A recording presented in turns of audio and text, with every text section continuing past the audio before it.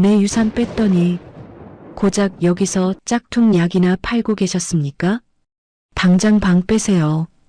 당신들이 새 들어있는 이 50층 건물 제 겁니다. 내 남편의 장례식 날 유산을 모조리 빼앗고 맨발인 나와 딸을 빗속으로 내쫓았던 시어머니와 시누이. 5년 뒤 그들은 내가 올린 50층 빌딩 지하 3층 구석에서 내 발밑에 무릎을 꿇었습니다. 지원아, 네가 어떻게 여길? 한 번만 살려다오. 갈 데가 없어서 그래. 피눈물로 쌓아 올린 50층 건물주의 진짜 사이다 복수국. 그 통쾌한 전말을 공개합니다. 시작 전에 무료인 구독과 좋아요를 눌러주시면 매주 감동적인 우리들의 이야기를 들려드립니다. 오늘의 사연 지금 시작합니다. 서울 강남 한복판. 수백 개의 유리창이 오후 햇살을 받아 눈부시게 빛을 쏟아내는 50층 신축 빌딩이 하늘 높이 솟아 있습니다. 건물 정면에는 강지원 빌딩이라는 금빛 글자가 새겨진 대형 현판이 위풍당당하게 걸려 있었어요. 그 아래로 고급 세단 2대가 미끄러지듯 멈춰서고 짙은 감색 정장을 차려입은 수십 명의 수행원들이 일제히 차에서 내렸습니다. 마지막으로 문이 열리며 강지원이 발을 내딛었어요. 50대 중반이라는 나이가 믿기지 않을 만큼 반듯한 어깨선, 한 올의 흐트러짐도 없이 단정하게 넘긴 머리카락. 지원은 선글라스를 천천히 벗어 수행원에게 건네고 빌딩 정면을 올려다봤습니다. 표정 하나 바뀌지 않는 그 얼굴 안에서 두 눈만이 묵직하게 빛나고 있었어요. 구두굽이 대리석 바닥을 두드리는 소리가 넓은 로비 안에 또렷하게 울려 퍼졌습니다. 지원이 로비 안으로 들어서자 직원들이 일제히 허리를 굽히고 지나가던 입주민들이 저도 모르게 발걸음을 멈추며 시선을 고정했습니다. 그 압도적인 존재감 앞에서 넓은 로비의 공기마저 잠시 멈추는 것 같았어요. 소장님, 지원이 앞으로 걸어오는 이학수 관리소장을 향해 짧게 불렀습니다. 이학수가 서류 봉투를 두 손으로 공손히 받쳐들며 빠른 걸음으로 다가섰습니다. 지하 3층 말씀이시죠? 이학수가 목소리를 바짝 낮추며 서류 봉투를 펼쳤어요. 넉 달째 월세를 한 푼도 안 내고 있습니다. 처음부터 이상하다 싶었어요. 창고 개조상가를 굳이 이 건물로 계약하겠다고 나선 게 알고 보니 강남 주소지만 명함에 박아 쓰려고 들어온 겁니다. 허가도 없이 노인분들 상대로 건강식품 장사를 하고 있고요. 주변 입주 업체들 민원이 이만저만이 아닙니다. 지원은 서류를 훑어보며 천천히 걷기 시작했습니다. 수행원들이 묵묵히 그 뒤를 따랐어요. 지하로 내려가는 엘리베이터 문이 열리자 퀴퀴하고 눅눅한 공기가 훅 밀려왔습니다.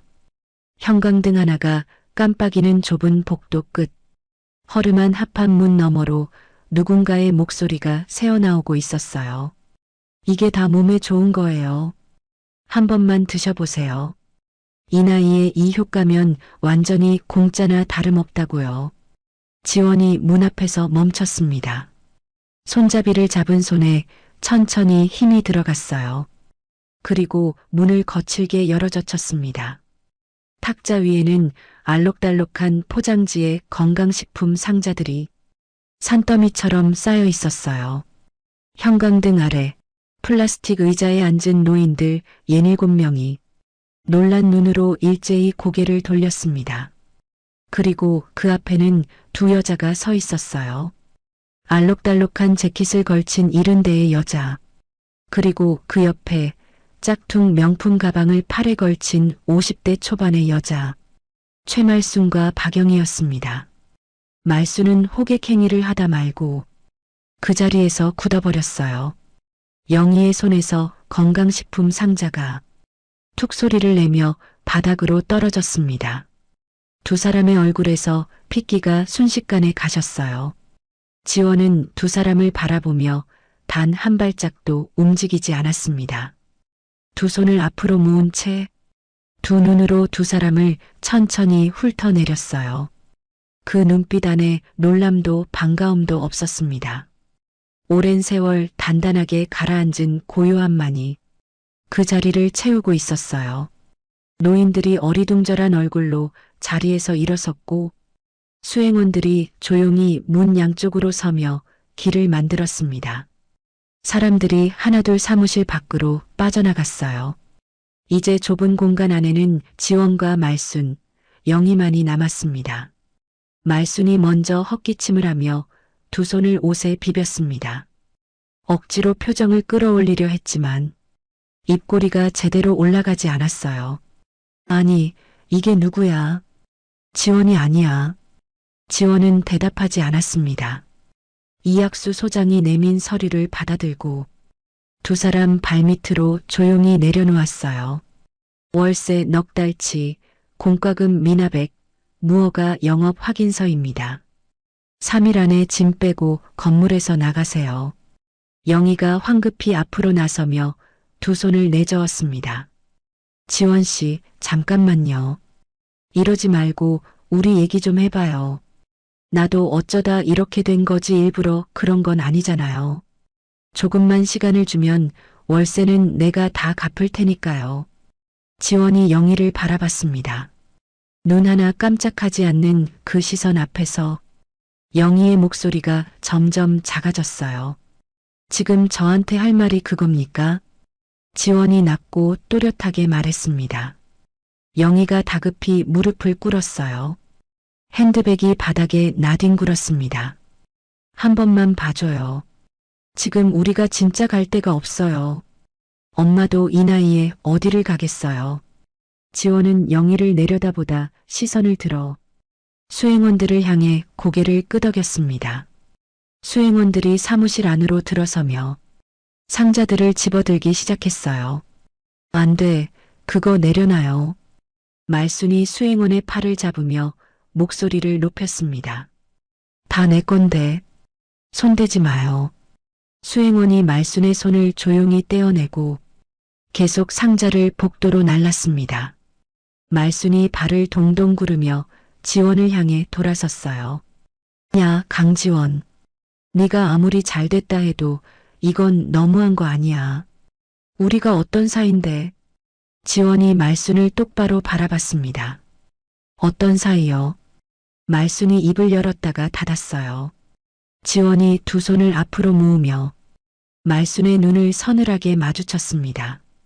5년 전 맨발로 비를 맞으며 그 문을 두드리던 날, 당신들이 알던 며느리 강지원은 그 빗속에서 죽었습니다. 지원의 서늘한 목소리가 지하 3층 복도를 차갑게 울렸어요. 지금 당신들 눈앞에 있는 건 이 50층 건물의 주인일 뿐입니다. 정확히 3일 뒤 강제 집행하겠습니다. 지원이 몸을 돌려 복도로 나섰습니다. 엘리베이터 버튼을 누르려던 지원의 손이 허공에서 멈췄어요. 복도 벽에 붙은 비상구 표시 등의 붉은 불빛이 눈앞에서 흔들렸습니다. 지원은 눈을 감았어요. 5년 전 가을이었습니다. 남편 장례식이 끝난 날, 하늘이 무너지듯 비가 쏟아지던 밤이었어요. 서울 외곽 조용한 주택가, 타일 붙인 외벽에 작은 마당이 딸린 2층 빌라였습니다. 지원이 새벽부터 밤까지 일하며 대출금을 한 푼, 두 푼 갚아온 집이었어요. 그 집 앞에 지금 지원과 서연이 서 있었습니다. 검은 상복 차림 그대로였습니다. 장례식이 끝나자마자 등 떠밀리듯 쫓겨나느라 신발조차 제대로 신지 못한 지원의 맨발이 빗물 고인 바닥 위에 그대로 닿아 있었어요. 서연도 마찬가지였습니다. 20살 서연의 상복 치마 자락이 빗물에 젖어 발목에 달라붙어 있었어요. 지원은 현관벨을 눌렀습니다. 한 번, 두 번, 세 번. 아무 소리도 들려오지 않았어요. 지원은 도어락 번호를 눌렀습니다. 20년을 살아온 집이었습니다. 눈을 감고도 누를 수 있는 번호였어요. 그런데 삐소리와 함께 빨간 불이 들어왔습니다. 다시 눌렀습니다. 또 빨간 불이었어요. 누군가 오늘 번호를 바꿔버린 것이었습니다. 바로 그 시각 빌라 안에서는 말순과 영희가 미리 불러둔 용역 직원들을 부려 서랍과 장롱을 샅샅이 뒤지고 있었습니다. 용역 직원들이 20년치 살림살이를 마구잡이로 상자에 쓸어 담는 동안 영희는 안방 서랍장 앞에 쪼그리고 앉아 손을 놀리고 있었어요. 서랍 안을 뒤지던 영희의 손이 멈췄습니다. 서연의 신분증 사본과 낡은 도장이었습니다. 영희는 주위를 한번 슬쩍 살피고는 두 물건을 재빠르게 자신의 핸드백 안쪽 깊숙이 밀어 넣었어요. 밖에서는 폭우가 더욱 세차게 쏟아졌습니다. 서연이 지원의 옷소매를 꼭 잡으며 올려다봤어요. 아버지 냄새가 배어있던 현관, 매일 아침 밥 짓는 소리가 들려오던 부엌, 밤마다 불이 켜져 있던 거실 창문이 지금 서연의 눈앞에서 차갑게 잠겨 있었어요. 서연의 눈은 이미 눈물이 말라버린 듯 텅 비어 있었습니다. 빗물이 뺨을 타고 흘러내렸지만 닦을 생각도 하지 못했어요. 엄마. 서연의 목소리가 빗소리 속에 잠겼습니다. 지원은 두 손으로 철문을 두드렸습니다. 어머니, 어머니, 문 좀 열어주세요. 서연이가 비 맞고 있어요. 어머니, 지원은 이마를 철문에 갖다 댔어요. 철문은 차갑게 닫혀 있었습니다. 20년이었습니다. 새벽 4시에 눈을 떠 장을 보던 날들, 기름 냄새를 온몸에 뒤집어 쓰고 밤 12시에 퇴근하던 날들, 허리가 끊어지도록 아파도 단 하루를 쉬지 못하며 대출금 갚는 날만 기다리던 날들이었어요. 그 20년이 폭우 속에서 한꺼번에 무너져 내렸습니다. 입술이 떨렸습니다.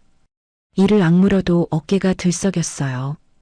20년치 눈물이 폭우와 함께 지원의 뺨을 타고 흘러내렸습니다. 지원은 서연의 차가운 손을 두 손으로 꼭 감쌌습니다.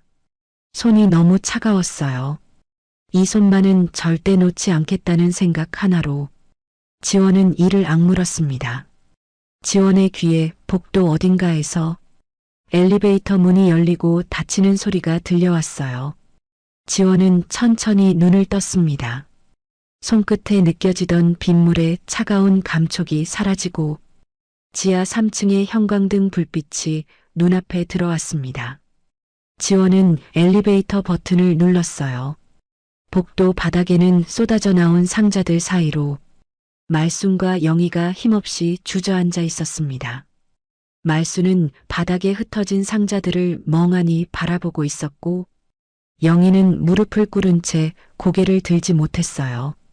불과 5년 전 폭우 속에서 며느리와 손녀를 쓰레기처럼 내쫓으며 득에양양했던 오만한 모습은 온데간데 없었습니다. 지금 두 사람이 입고 있는 재킷의 단추는 달랑달랑 떨어져 나가 있었고 영희의 핸드백은 가죽이 일어나 너덜너덜했습니다. 탐욕이 두 사람을 이 지하 3층 구석까지 밀어 넣었어요. 지원은 그 모습을 잠시 내려다봤습니다. 손이 천천히 주먹을 쥐었다가 조용히 펴졌어요. 3일입니다. 지원이 말하고 걸음을 옮겼습니다. 구두 굽소리가 복도 끝까지 또렷하게 울렸어요. 엘리베이터 문이 열리고 지원이 안으로 들어섰습니다. 문이 서서히 닫히는 마지막 순간 지원은 정면을 바라봤어요. 눈 한 번 깜짝하지 않는 그 얼굴 안에서 손가락 끝만이 미세하게 떨리고 있었습니다. 남편의 장례식이 끝난 지 일주일이 지났습니다. 서울 외곽 한 찜질방이었습니다. 주황빛 조명 아래 얇은 담요 한 장을 덮고 누운 서연의 얼굴이 창백했어요. 20살짜리 딸을 찜질방 바닥에 뉘어놓고 지원은 허리를 굽혀 서연의 이마에 손을 얹었습니다. 열은 없었어요. 그것만으로도 다행이라고 생각해야 했습니다. 지원은 서연의 담요 끝자락을 여며주었어요. 이 손으로 20년을 버텼는데 지금 이 손이 해줄 수 있는 것이 담요 한 장을 여미는 것뿐이었습니다. 서연의 자는 얼굴을 내려다보던 지원이 천천히 고개를 들었어요. 눈을 깜빡였습니다. 울면 안 됐어요. 울 시간이 없었습니다. 지원은 가방을 들고 일어섰어요. 새벽 2시였습니다. 심야 식당 주방은 기름 냄새와 열기로 가득했어요. 지원은 앞치마를 두르고 칼을 잡았습니다. 도마 위에 양파를 올리고 칼을 내리쳤어요. 썰고 또 썰었습니다. 남편 빈자리가 가장 선명하게 느껴지는 시간이 바로 이 새벽이었어요. 30년을 함께 살 줄 알았던 사람이었습니다.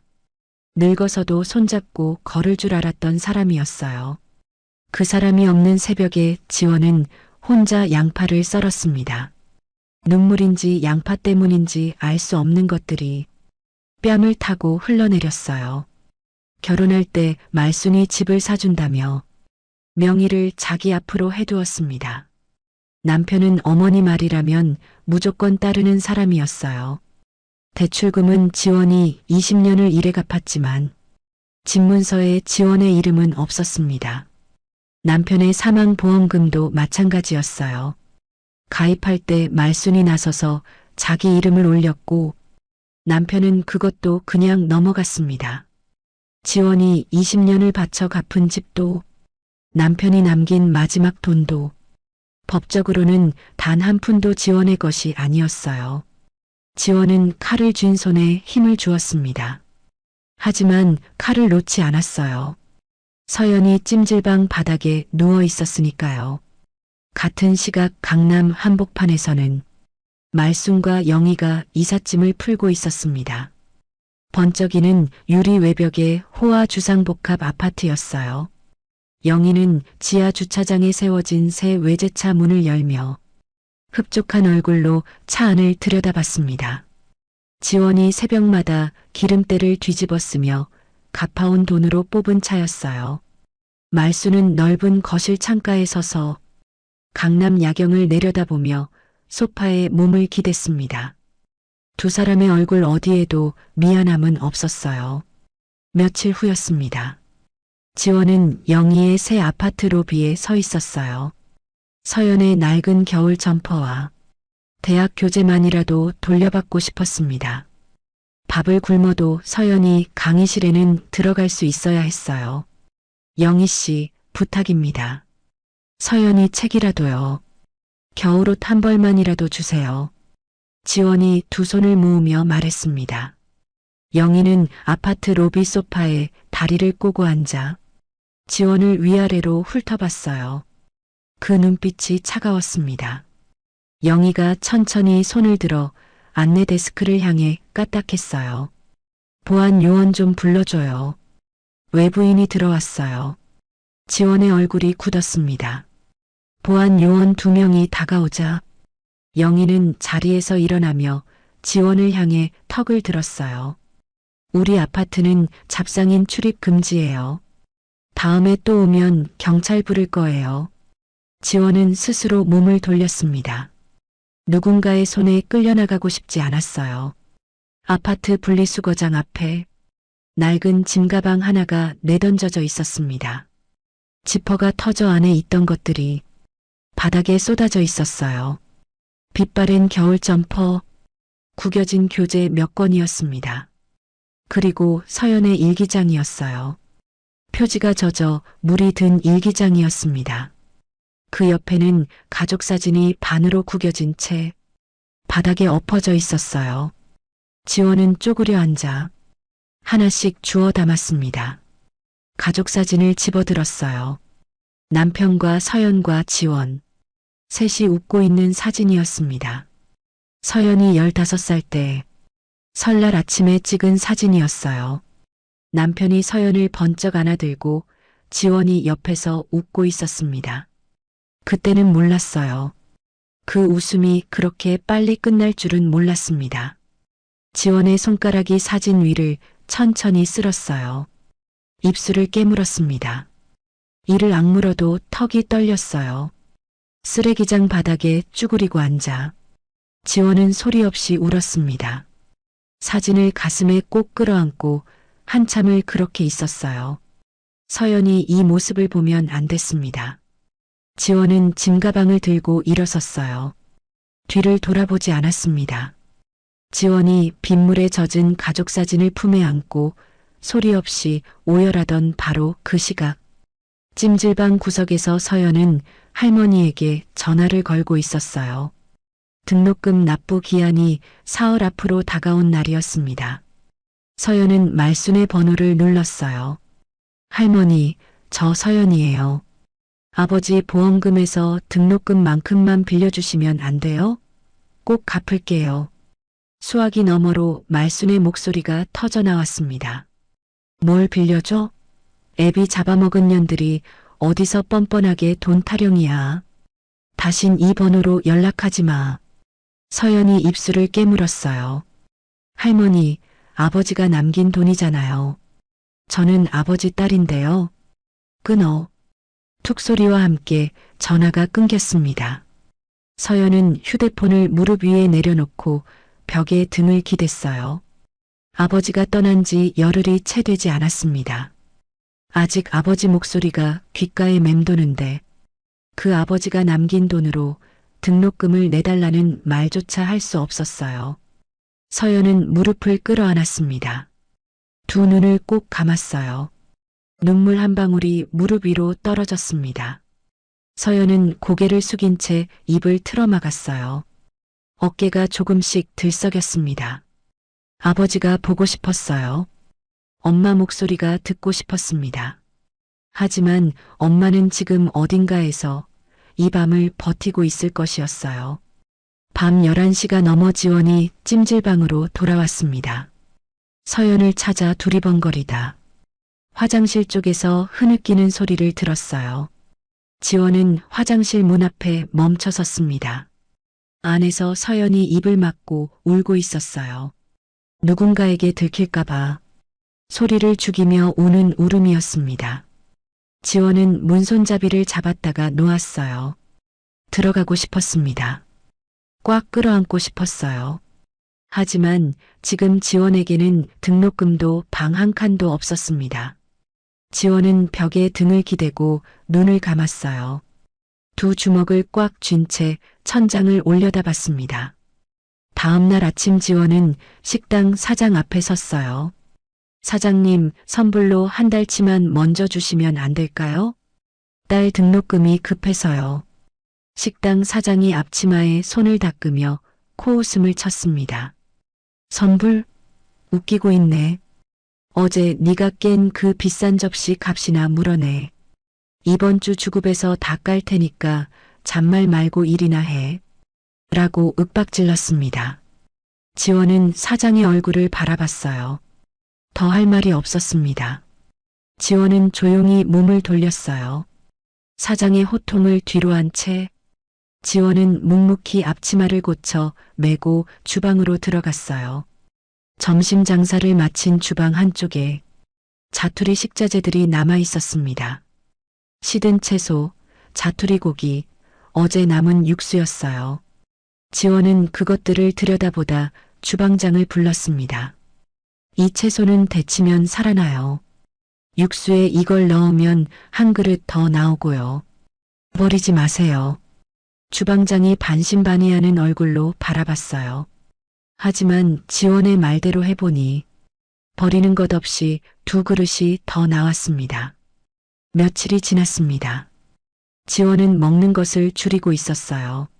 아침은 굶었습니다. 점심은 식당에서 남은 국물 한 그릇으로 때웠어요. 새벽 2시에 퇴근해서 5시에 다시 눈을 떴습니다. 퉁퉁 부은 손마디로 칼을 쥐면 손가락 끝이 저렸어요. 허리를 펴면 등뼈가 소리를 냈습니다. 그래도 지원은 매일 앞치마를 둘렀어요. 어느 오후였습니다. 무거운 몸을 이끌고 식당 뒷골목으로 쓰레기를 버리러 나갔을 때였어요. 폐지를 가득 실은 리어카를 끌고 온 허름한 노인이 고물상 앞에 서 있었습니다. 고물상 주인이 저울 눈금을 슬쩍 발로 밟아 무게를 속이려는 것을 지원이 보았어요. 잠깐만요. 지원이 비틀거리는 걸음으로 고물상 주인 앞으로 나섰습니다. 방금 저울 누르셨잖아요. 이 무게면 5,000원은 더 드려야 해요. 고물상 주인이 눈을 부라렸어요. 당신이 뭔데 남의 장사에 끼어들어요. 맞게 계산해 드리세요. 경찰 부르기 전에. 지원이 창백한 얼굴로 고물상 주인의 눈을 똑바로 바라보며 말했습니다. 고물상 주인은 욕설을 내뱉으면서도 결국 돈을 더 내놓았어요. 노인이 지원을 향해 고개를 꾸벅 숙였습니다. 지원은 애써 미소를 지어 보이고는 돌아섰어요. 노인은 지원의 위태로운 뒷모습을 묵묵히 지켜보고 있었습니다. 사실 노인은 며칠 전부터 식당 뒷골목에서 지원을 지켜보고 있었어요. 버려지는 시든 채소로 악착같이 육수를 내고 남은 국물로 끼니를 때우면서도 남의 불의를 그냥 넘기지 않는 지원의 깡마른 뒷모습을 말입니다. 다시 식당으로 향해 골목을 걷던 지원의 발걸음이 갑자기 느려졌어요. 눈앞이 뿌옇게 흐려졌습니다. 두 귀에서 우웅 소리가 났어요. 다리에 힘이 빠졌습니다. 지원은 한 손으로 골목벽을 짚으려 했어요. 하지만 손이 닿기 전 그 자리에 픽 쓰러지고 말았습니다. 행인들이 놀라 달려왔고 얼마 지나지 않아 구급차 소리가 골목 안으로 울려 퍼졌습니다. 지원은 눈을 감은 채 차가운 바닥 위에 누워 있었어요. 힘이 빠진 손가락이 천천히 펴졌습니다. 그 손바닥 위로 낯선 사람들의 발소리가 가까워졌어요. 다음 날 아침이었습니다. 하얀 형광등 불빛 아래 지원이 눈을 떴어요. 천장이 낯설었습니다. 고개를 돌리자 링거줄이 손등에 꽂혀 있었어요. 병원 응급실이었습니다. 지원은 몸을 일으키려다 팔에 힘이 빠져 다시 누웠어요. 며칠을 굶었으니 당연한 일이었습니다. 천장을 올려다보며 지원은 눈을 감았어요. 서연이 떠올랐습니다. 지금쯤 찜질방에서 혼자 기다리고 있을 것이었어요. 밥은 먹었는지, 등록금 문제는 어떻게 됐는지. 걱정이 파도처럼 밀려왔지만 몸이 말을 듣지 않았습니다. 지원은 손등을 내려다봤어요. 링거줄이 꽂힌 손이었습니다. 이 손이 멈추면 서연도 멈추는 것이었어요. 그때 커튼 너머로 익숙한 목소리가 들려왔습니다. 여기 강지원 씨 입원비 맞죠? 밀린 것까지 다 계산할게요. 지원은 천천히 몸을 옆으로 돌렸어요. 커튼 틈 사이로 원무과 창구 앞에 선 사람이 보였습니다. 허름한 점퍼에 낡은 운동화를 신은 노인이었어요. 며칠 전 고물상 앞에서 저울 사기를 당할 뻔했던 그 폐지 줍는 노인이었습니다. 지원은 링거줄을 잡고 천천히 자리에서 일어났어요. 어르신, 이러시면 안 됩니다. 제가 갚을게요. 지원이 커튼을 젖히며 말했습니다. 노인이 돌아보며 지원을 바라봤어요. 주름 깊은 얼굴 안에서 두 눈이 조용하게 빛났습니다. 갚을 형편이 되면 갚으시오. 지금은 몸부터 추스르고. 노인이 낮고 묵직한 목소리로 말했어요. 퇴원 수속을 마치고 병원 앞 벤치에 나란히 앉은 두 사람이었습니다. 찬바람이 불었어요. 지원은 퇴원 서류를 손에 쥔 채 멍하니 앞을 바라봤습니다. 찜질방비도 없었어요. 쓰러지던 날 그대로 식당에 나타나지 못했으니 일자리도 사실상 끊긴 것이나 다름없었습니다. 오늘 밤을 어디서 버텨야 할지 막막했어요. 지원은 손등 위에 시선을 떨어뜨렸습니다. 링거 자국이 아직 남아 있었어요. 몸이 이렇게 망가질 때까지 버텼는데 지금 손에 쥔 것은 퇴원 서류 한 장뿐이었습니다. 억울하기보다는 그냥 막막했어요. 그래도 일어나야 했습니다. 서연이 기다리고 있었으니까요. 그때였습니다. 병원 앞 도로에 길고 육중한 검은색 고급 세단 한 대가 미끄러지듯 멈춰섰습니다. 정장을 단정하게 차려입은 사내가 차에서 내려 벤치 쪽으로 다가오더니 노인을 향해 깍듯하게 허리를 90도로 굽혔습니다.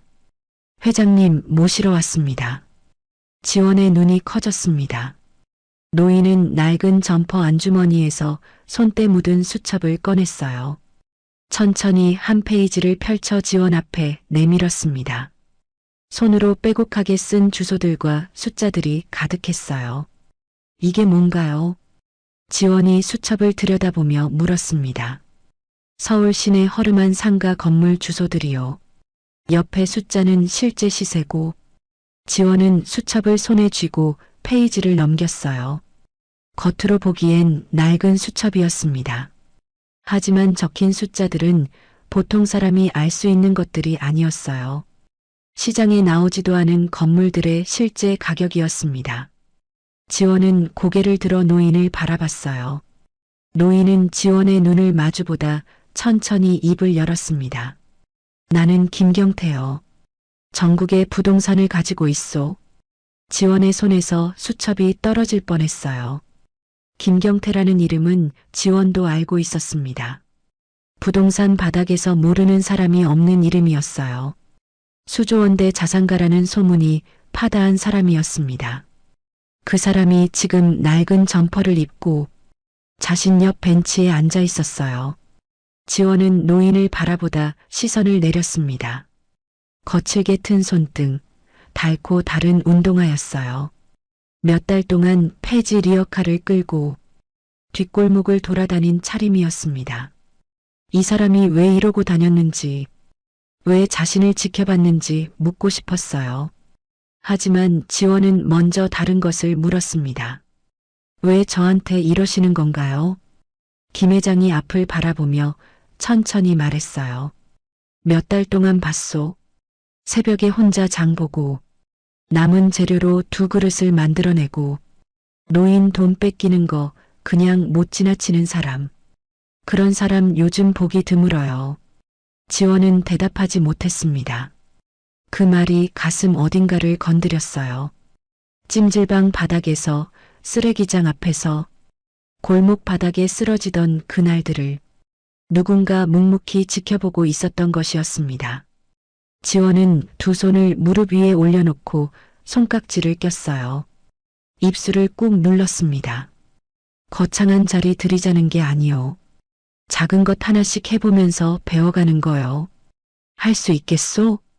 지원이 두 손으로 수첩을 꼭 쥐었어요. 손이 떨렸습니다. 고개를 들어 김 회장을 바라봤어요. 하겠습니다.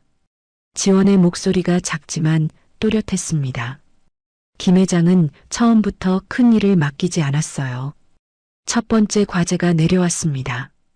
서울 외곽 쓰레기 매립지 옆에 붙은 버려진 땅이었어요. 냄새가 나고 접근하기도 불편한 곳이었습니다. 아무도 거들떠보지 않는 땅이었어요. 김 회장은 이 땅을 쓸모 있는 땅으로 만들 방법을 찾아오라고 했습니다. 지원은 그날 저녁부터 움직였어요. 지적도를 펼쳐놓고 밤을 새웠습니다. 어디서 어디까지가 땅의 경계인지, 주변에 어떤 도로가 지나가는지, 어떤 용도로 쓸 수 있는지를 하나씩 짚어나갔어요. 눈이 뻑뻑하고 손가락이 저려도 펜을 놓지 않았습니다. 다음 날 새벽에는 현장에 나갔어요. 매립지 냄새가 코를 찔렀지만 지원은 발걸음을 멈추지 않았습니다. 맨손으로 흙을 집어들고 냄새를 맡고 상태를 살폈어요. 주변을 걸어서 돌며 거리를 재고 인근 주민들에게 이것저것 물어보았습니다. 발바닥이 부르텄지만 멈추지 않았어요. 지역 부동산 중개인들의 문은 쉽게 열리지 않았습니다. 외지에서 온 여자가 물어보는 것이라며 대충 넘기는 사람들이 많았어요. 지원은 포기하지 않았습니다.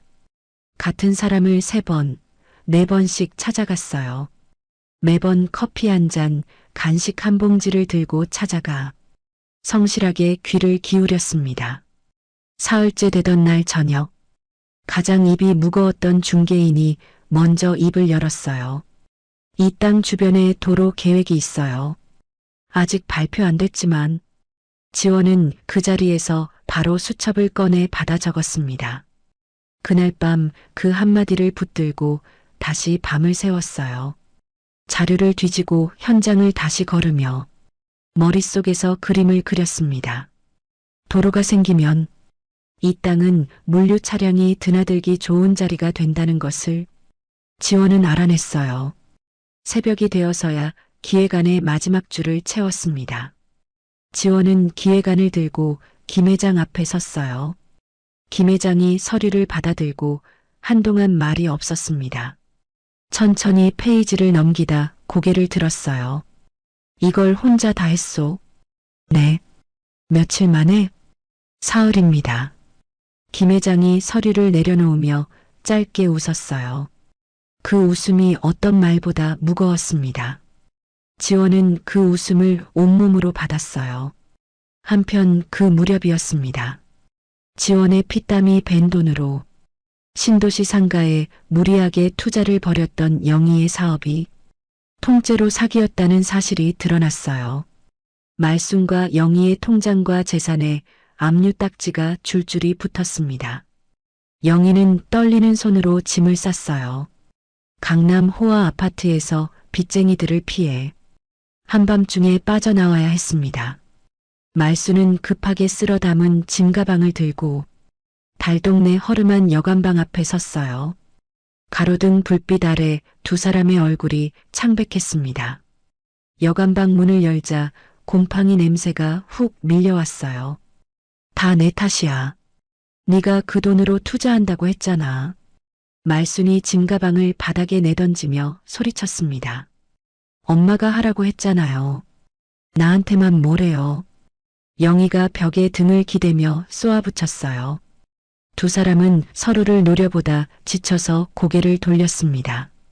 좁고 어두운 여관방 안에 두 사람의 거친 숨소리만 가득했어요. 김 회장은 지원의 기획안대로 버려진 땅을 사들여 대형 물류센터 부지로 바꾸었습니다. 땅의 가치가 몇 배로 뛰었어요. 김 회장은 약속한 대로 지원에게 첫 배당금을 건넸습니다. 지원은 봉투를 받아들고 두 손으로 꼭 쥐었어요. 손이 떨렸습니다. 두툼한 봉투의 감촉이 손끝에 닿는 순간 찜질방 차가운 바닥에 웅크려 자던 서연의 창백한 얼굴이 떠올랐습니다. 이제 내 딸 남의 집 화장실에서 숨죽여 울게 하지 않아도 된다. 내 딸 등록금 내 손으로 내줄 수 있다. 찜질방 바닥에서 새벽을 버티던 날들, 쓰레기장에서 무릎을 꿇고 사진을 주워 담던 날들, 골목 바닥에 쓰러지던 그 오후가 한꺼번에 밀려왔어요. 지원은 고개를 숙였습니다. 눈물 한 방울이 봉투 위로 떨어졌어요. 지원은 봉투를 가슴에 꼭 눌렀습니다. 김 회장이 지원을 바라보며 말했어요. 이제 진짜 일을 해봅시다. 강남 한복판이었습니다. 낡은 상가 건물들이 빼곡하게 들어선 자리였어요. 그 자리에 50층짜리 빌딩을 올리겠다는 것이었습니다. 땅 주인만 수십 명이었고 버티는 세입자들도 있었어요. 어느 하나 쉬운 것이 없었습니다.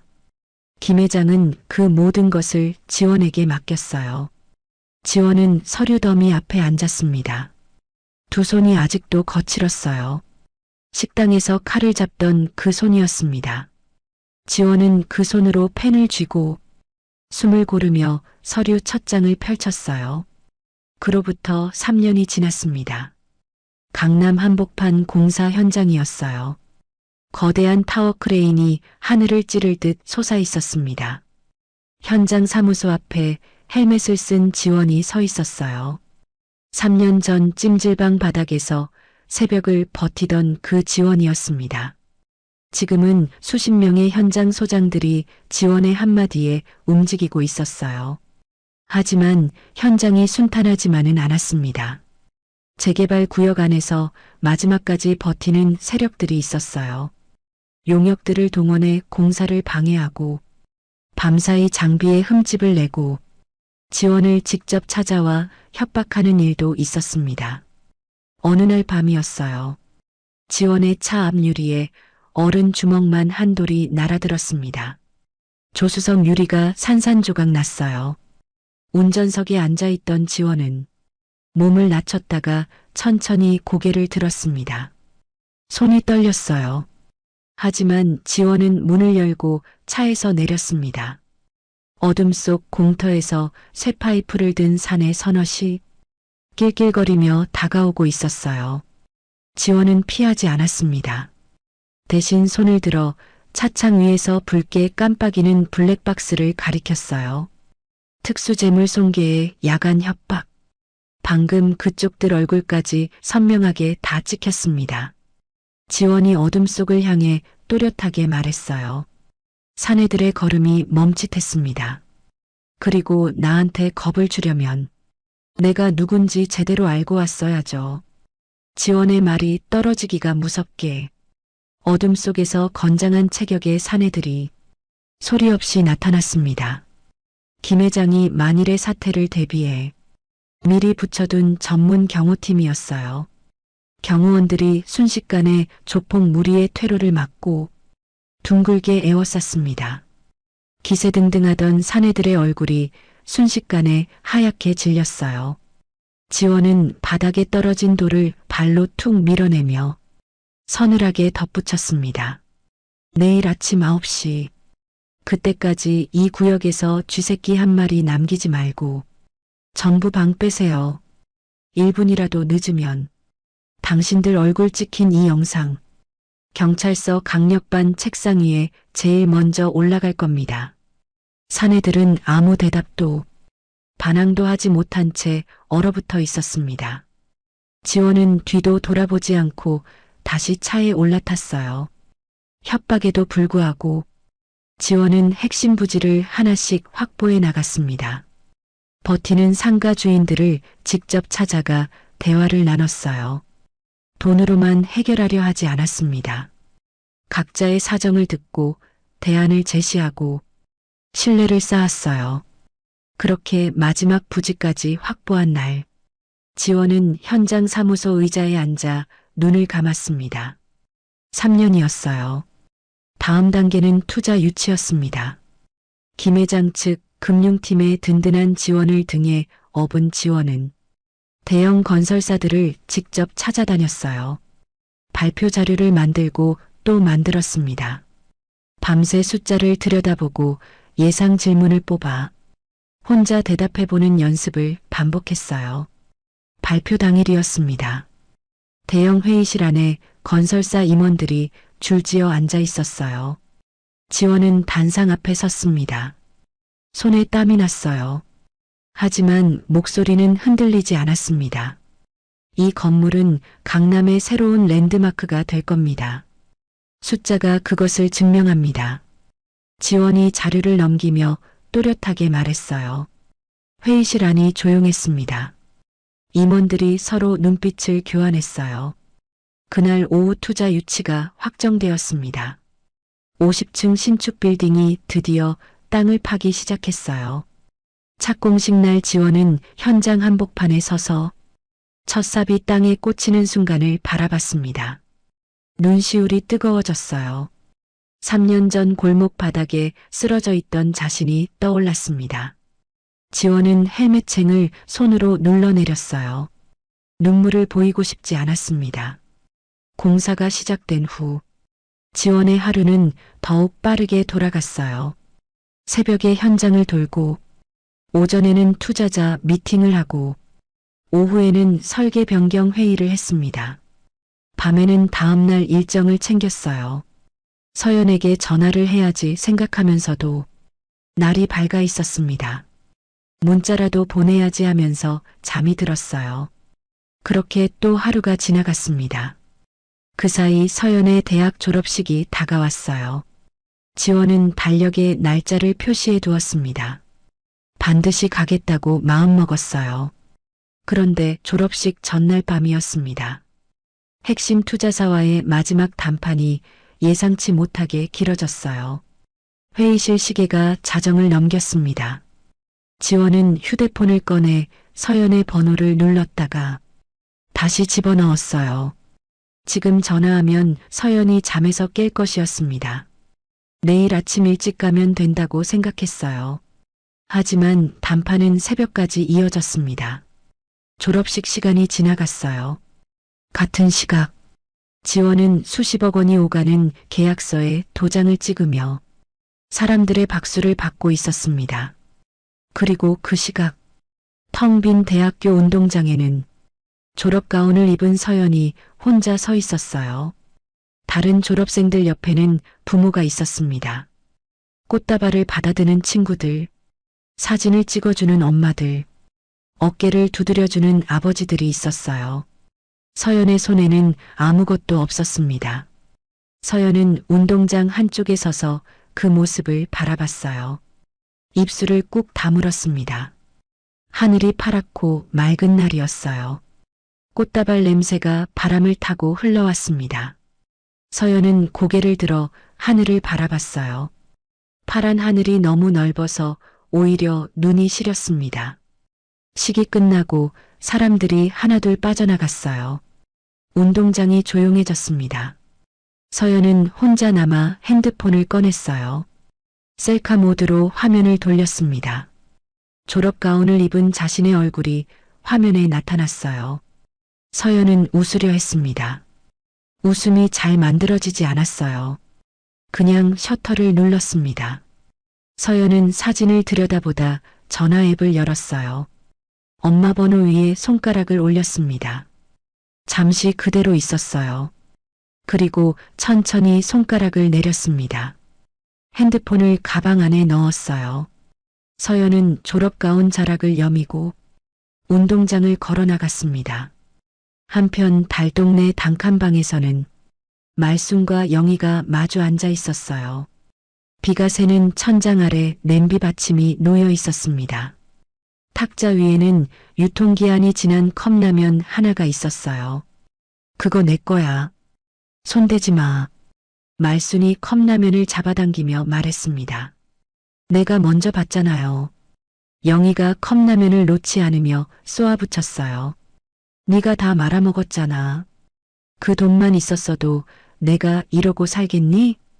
엄마가 하라고 했잖아요. 왜 나한테만 그래요? 두 사람이 컵라면을 사이에 두고 실랑이를 벌이다 영희가 손을 놓았습니다. 컵라면이 바닥으로 굴러떨어졌어요. 두 사람은 바닥에 나뒹구는 컵라면을 내려다보았습니다. 엎질러진 붉은 국물이 꼭 자신들의 처지 같았어요. 누구 하나 그것을 주워 담을 생각조차 하지 못한 채 비새는 소리만 방 안에 가득했습니다. 궁지에 몰린 영희는 재기를 노리고 있었습니다. 다단계 건강식품 사업으로 다시 돈을 모으려 했어요. 그런데 사람들을 끌어모으려면 그럴싸한 사무실 주소가 필요했습니다. 강남 신축 빌딩 주소면 더없이 좋을 것이었어요. 영희는 대리인 명의를 내세워 신축 빌딩의 지하 3층 창고를 계약했습니다. 가장 싸고 가장 구석진 자리였어요. 냄새나고 햇빛도 안 드는 곳이었습니다. 하지만 주소지는 버젓이 강남 신축 빌딩이었어요. 입주 전 현장을 둘러보러 나온 영희는 빌딩 앞 대형 광고판 앞에서 걸음을 멈췄습니다.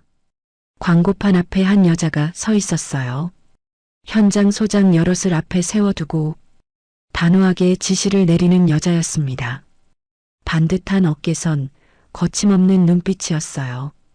영희는 눈을 가늘게 떴습니다. 그 여자의 옆 얼굴이 낯익었어요. 강지원이었습니다.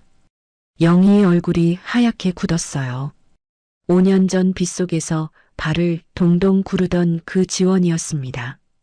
그 지원이 지금 이 빌딩의 현장을 지휘하고 있었어요. 다리가 후들거렸습니다. 영희는 광고판 뒤로 몸을 숨기며 지원의 뒷모습을 바라봤어요. 며칠 후 영희는 몰래 지원의 뒤를 캤습니다. 아는 사람을 통해 등기부를 떼어보고 건물 관계자들을 슬쩍 건드려 봤어요. 그리고 지원이 이 빌딩의 실질적인 소유주라는 사실을 알게 되었습니다.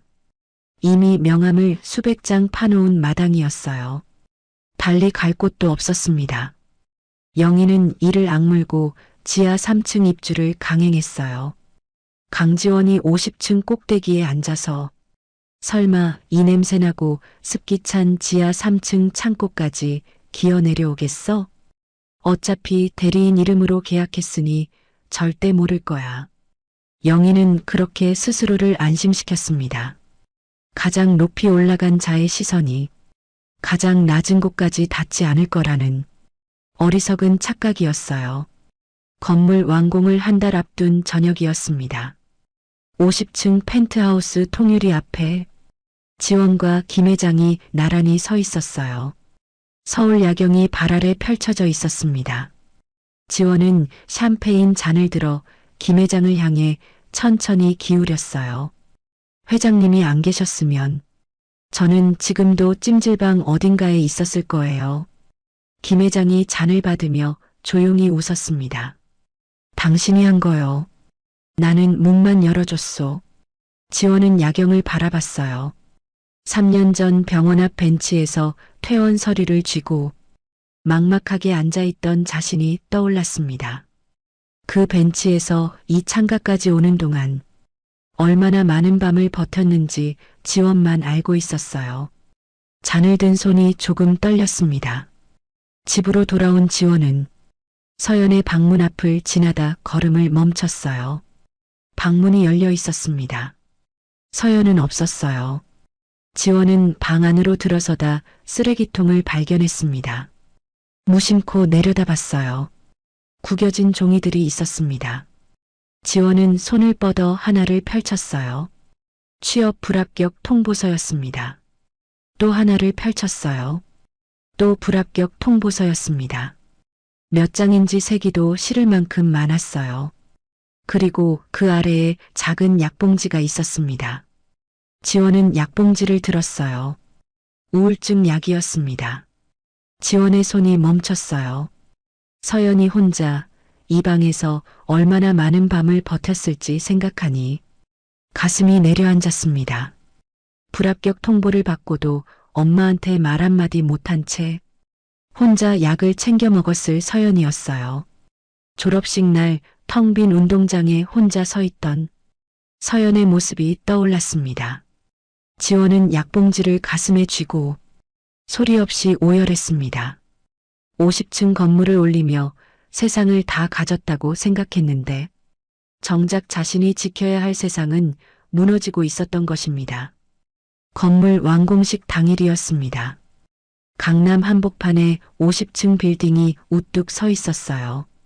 유리 외벽이 아침 햇살을 받아 눈부시게 빛났습니다. 건물 앞에는 정재계 인사들의 차량이 줄지어 늘어서 있었어요. 보도 양쪽으로 취재진의 카메라가 즐비했습니다. 오늘 이 자리에 서기까지 지원이 걸어온 길을 아는 사람은 아무도 없었어요. 로비 아니었습니다. 단상 위에 지원이 섰어요. 짙은 네이비 수트에 단정하게 올린 머리였습니다. 5년 전 찜질방 바닥에서 새벽을 버티던 그 지원이었어요.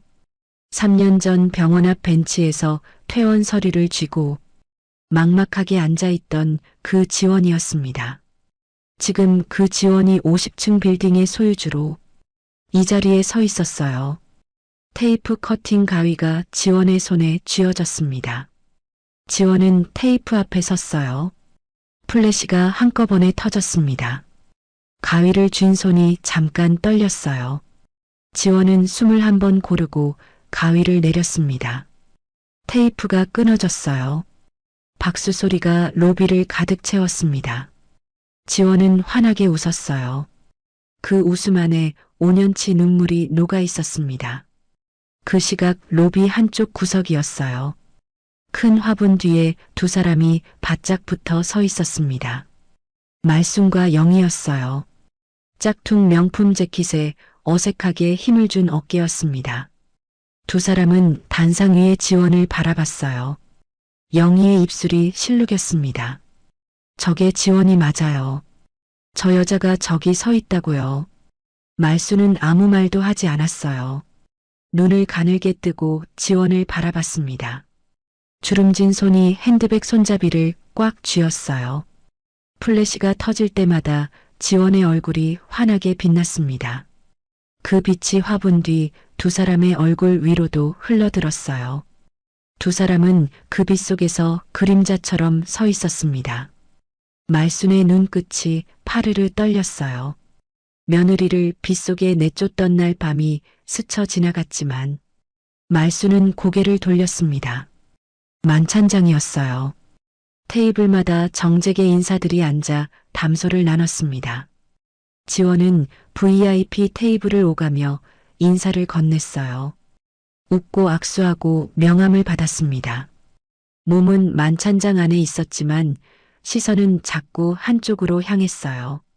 한쪽 테이블 끝에 서연이 혼자 앉아 있었습니다. 음식에는 손도 대지 않은 채 핸드폰만 들여다보고 있었어요. 주변 사람들의 대화에 끼지도 않았습니다.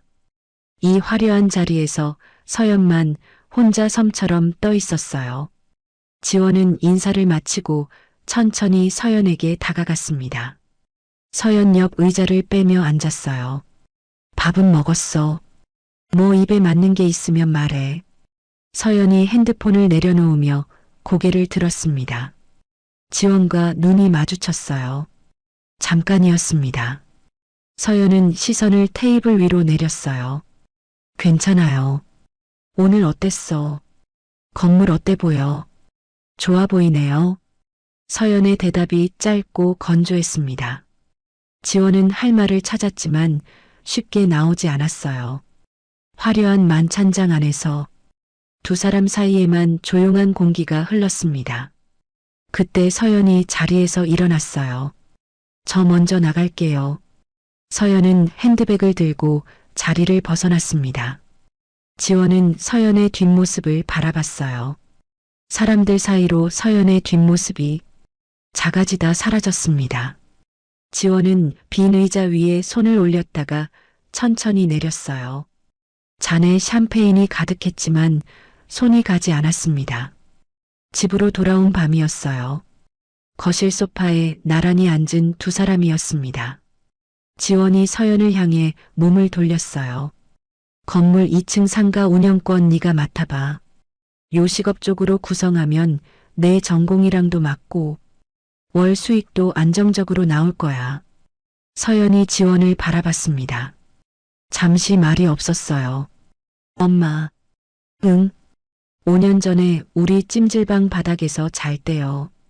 그때는 배가 고파도 빚쟁이한테 쫓겨도 엄마가 옆에 있어서 괜찮았어요.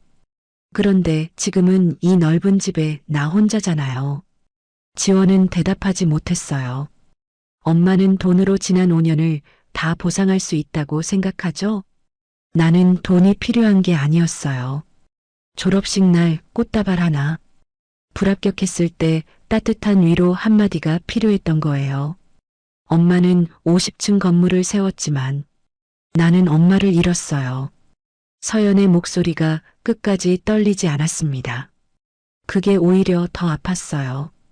울면서 하는 말이 아니었습니다. 오래 담아두었던 말이었어요. 지원은 입술을 열었다 닫았습니다. 할 말이 없었어요. 아니, 할 말은 있었지만 어떤 말도 지금 이 순간 서연에게 닿을 것 같지 않았습니다. 서연아, 저 피곤해요. 먼저 들어갈게요. 서연이 자리에서 일어났습니다. 방문이 닫혔어요. 지원은 소파에 앉은 채 움직이지 못했습니다. 거실이 갑자기 넓어진 것 같았어요. 늦은 밤이었습니다. 넓은 집무실 안에 지원 혼자 앉아 있었어요. 불을 켜지 않았습니다. 창밖으로 서울 야경이 펼쳐져 있었어요. 오늘 완공식에서 수백 명의 박수를 받던 자리였습니다.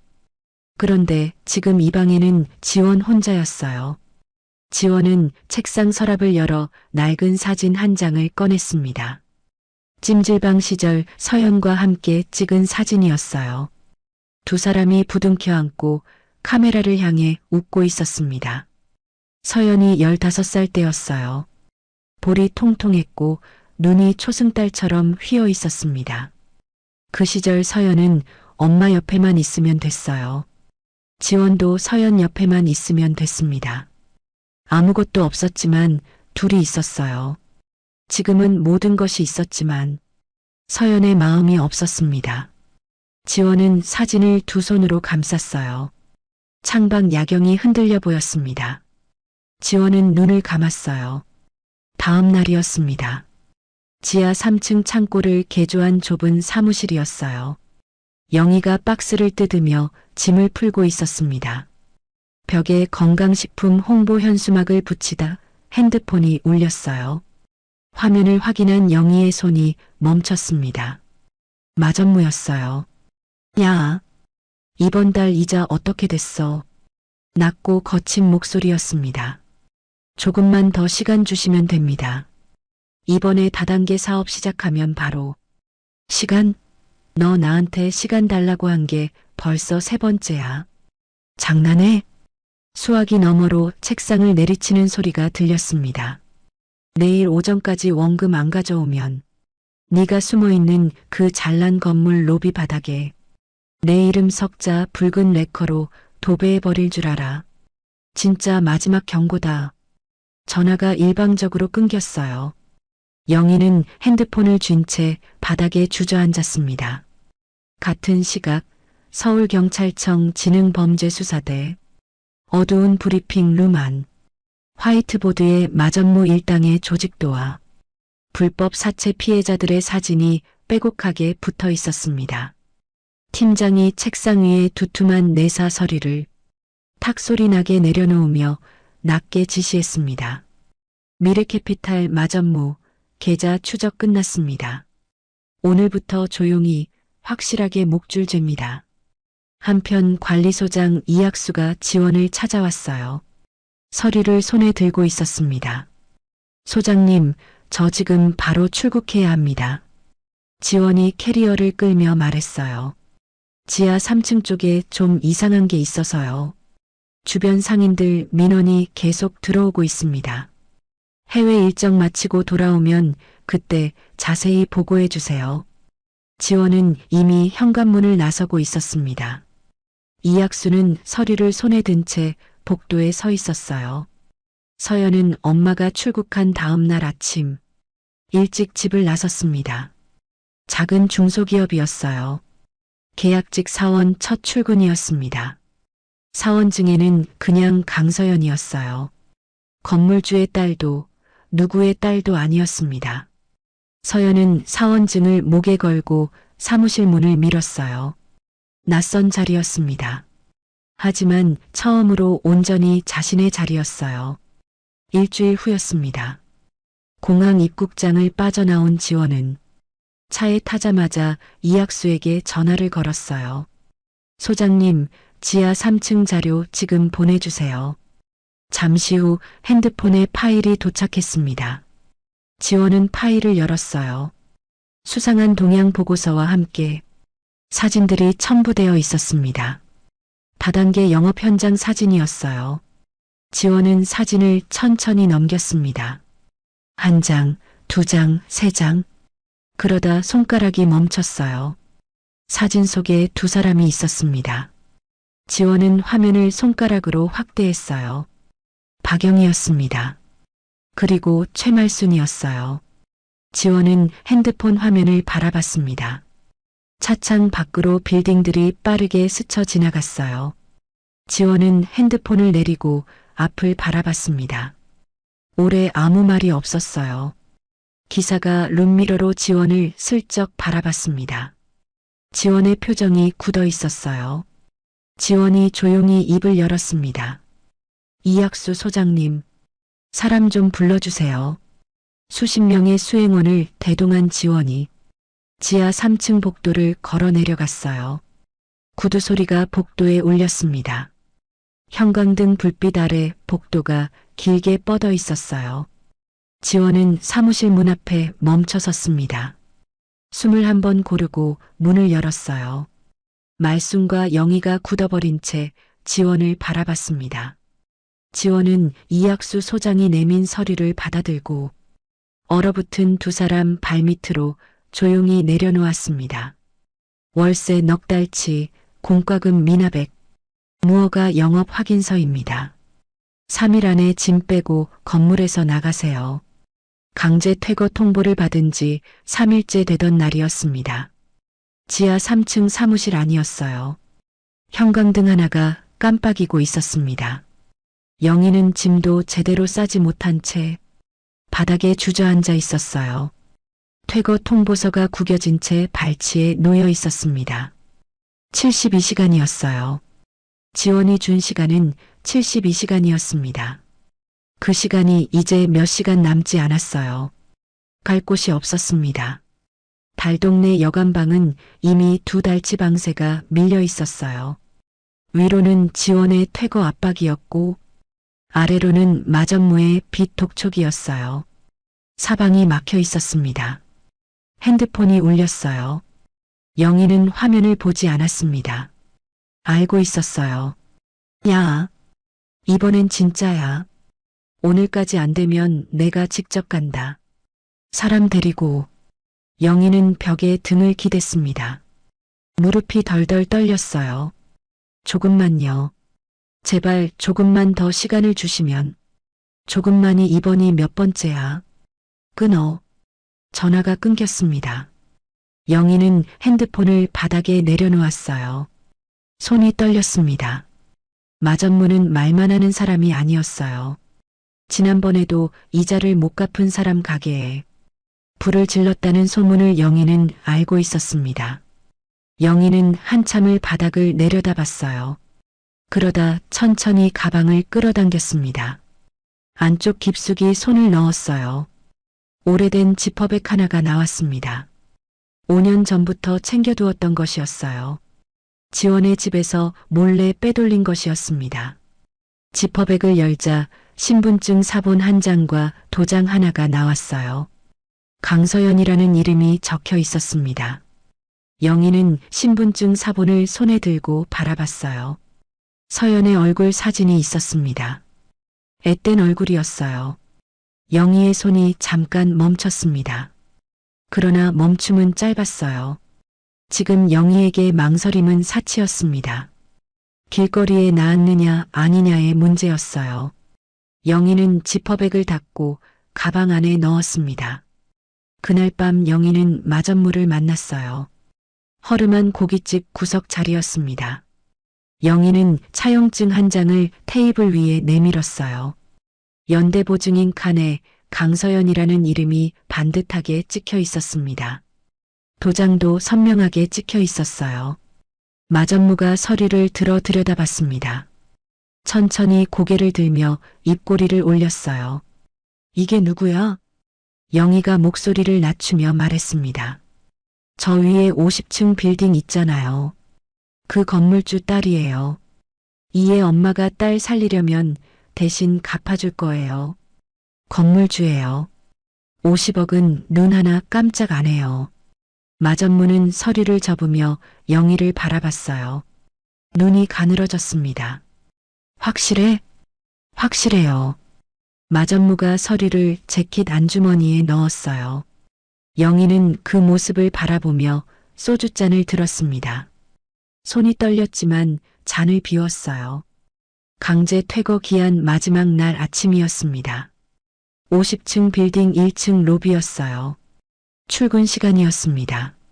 정장 차림의 입주민들이 커피를 손에 들고 엘리베이터를 향해 바쁘게 걸어가고 있었어요. 대리석 바닥이 반들반들하게 빛났습니다. 평범한 아침이었어요. 그때 유리 회전문이 거칠게 밀렸습니다. 쾅 하는 소리와 함께 험악한 인상의 남자들이 우르르 밀고 들어왔어요. 7명이었습니다. 어깨가 넓고 목이 굵은 남자들이었어요. 앞에 선 사람이 마전무였습니다. 목에 굵은 금목걸이를 걸고 오른손에 붉은 레커 통을 들고 있었어요. 입주민들이 걸음을 멈추며 뒤를 돌아봤습니다. 경비원 2명이 달려왔어요. 여기서 뭐 하시는 겁니까? 당장 나가주세요. 마전무가 경비원의 가슴을 한 손으로 밀어냈습니다. 경비원이 비틀거리며 물러났어요. 뒤에 있던 부하들이 경비원 앞을 막아섰습니다. 마전무가 로비 한가운데로 걸어 나왔어요. 주변 입주민들이 뒤로 물러났습니다. 야, 다들 잘 들어. 이 건물에 50억짜리 빚쟁이가 있어.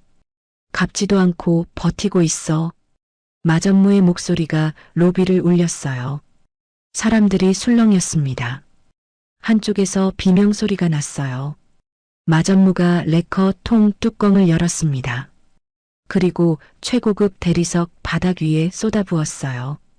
붉은 레커가 퍼지며 번졌습니다. 마전무의 손이 크게 움직였어요. 강서연, 50억? 당장 갚아라. 굵고 거친 글씨가 대리석 바닥을 가득 채웠습니다. 붉은색이 흰 대리석 위에서 핏물처럼 번졌어요. 사람들이 뒤로 물러나며 소리를 질렀습니다. 핸드폰을 꺼내 사진을 찍는 사람들이 생겼어요. 경비원들이 다시 달려왔지만 마전무의 부하들이 막아섰습니다. 그 시각 회사 근처 식당가였어요. 서연은 동료들과 점심을 먹으러 나오던 참이었습니다. 햇살이 따뜻한 날이었어요. 처음으로 자신의 이름으로 다니는 직장이었습니다. 서연은 동료의 말에 웃으며 걷고 있었어요. 골목을 돌아서는 순간이었습니다. 낯선 남자 둘이 앞을 막아섰어요. 강서연 씨 맞죠? 서연이 뒤로 물러서려 했습니다. 뒤에서도 남자가 나타났어요. 3명이었습니다. 잠깐 같이 가요. 금방이에요. 나요. 놔주세요. 서연이 팔을 빼려 버텼습니다. 동료들이 소리를 질렀어요. 한 동료가 달려들었지만 남자가 밀어냈습니다. 서연의 2 팔이 양쪽에서 단단히 잡혔어요. 서연은 발로 바닥을 버티며 소리를 질렀습니다. 지나가던 사람들이 멈추며 바라봤어요. 그러나 남자들은 아랑곳하지 않았습니다. 서연을 차 안으로 밀어 넣었어요. 차 문이 닫혔습니다. 빌딩 로비였어요. 차가 멈추고 문이 열렸습니다. 서연이 밖으로 떠밀렸어요. 로비 한가운데로 거칠게 밀쳐진 서연은 비틀거리다 무릎을 꿇었습니다. 고개를 들자 붉은 레커로 가득한 대리석 바닥이 눈앞에 펼쳐졌어요.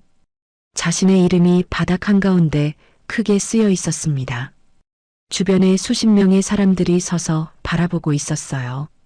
핸드폰 카메라가 자신을 향해 있었습니다.